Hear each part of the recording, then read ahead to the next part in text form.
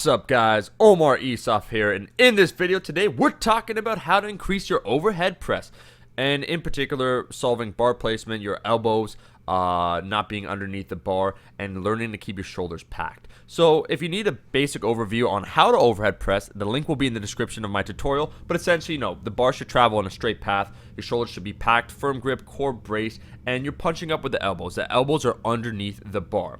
Now, I'm going to get very briefly into the major problems I see and how to easily solve them. So the first problem, your elbows are not underneath the bar. Take a look right there. You see how my elbows are behind the bar? What's going to happen, I'm going to press the bar forward, losing the power, losing the brace of my core, the shoulders being tight, and what happens, you're bleeding power from that midline because you're doing an awkward kind of J press, whereas the bar should travel relatively straight. Now, this might be due to having tight shoulders. I mean, you do need adequate thoracic spine extension, upper rotation of your scapula, and a strong, stable rotator cuff to properly overhead press. But let's assume that's not the problem. All you got to do is right there, just keep your elbows underneath the bar. You see that right there? If the elbows are underneath the wrist, you basically get that by having shoulder flexion or making sure that when you're pressing in a straight line. So just imagine you're punching the weight really above. You want to get those elbows underneath the bar so you could press and power push up. When you see that, you will no longer be shrugging the weight up or rolling your shoulders forward. You'll be pressing with power. So now the second problem, look at this poor bar placement. It's too low.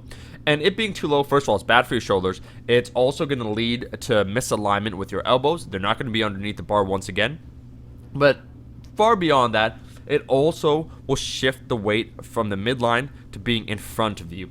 The other problem might be it's too high. Now your shoulders aren't packed. You have a high likelihood of shrugging the weight up, which you should not be doing. And also, you'll be weak at the bottom. It is just a recipe for disaster. Now if we look at this guy, he's doing it right.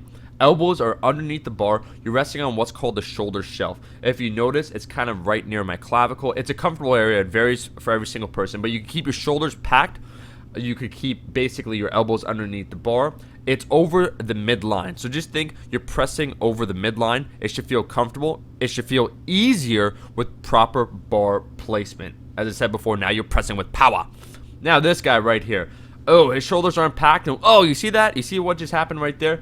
Because they're not packed, the shoulders are not tight, it's far easier to lose the bar traveling forward. And you're not keeping the elbows underneath the bar. It's an unstable base, which is harder to press from. And I'll show you what I mean right back here. Boom. Some people might say, and I do agree, keep them depressed and retracted, your shoulder blades. But really what we're trying to do, we're trying to prevent the shoulders from rolling forward or shrugging the weight up. You should not be shrugging the weight up. You're pressing it up. So your back should be tight. Think your core should be braced. It should be a strong, stable base to press off of. And that's where keeping your shoulder blades packed, that's where that comes from, that advice. So that's what you should do. Just to summarize, guys, there's a lot of information. You might have to view the video again. You want to make sure you're keeping the elbows underneath the bar, right? Pressing the weight up, punching it up with your elbows. Keep your bar on the shoulder shelf.